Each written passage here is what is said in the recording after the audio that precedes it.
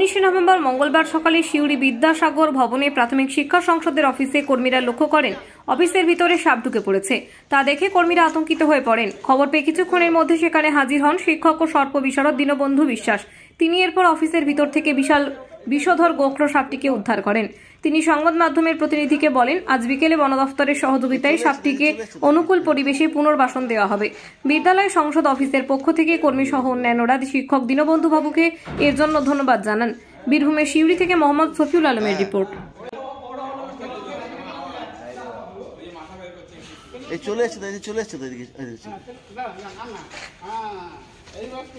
ভুলে গেছি দাদা।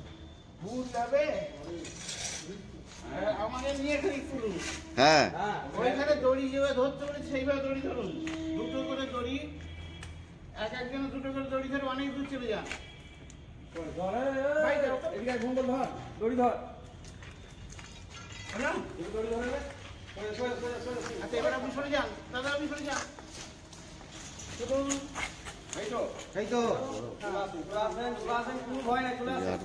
ভয় আমার থাকবে না, আমার কাছে আছে।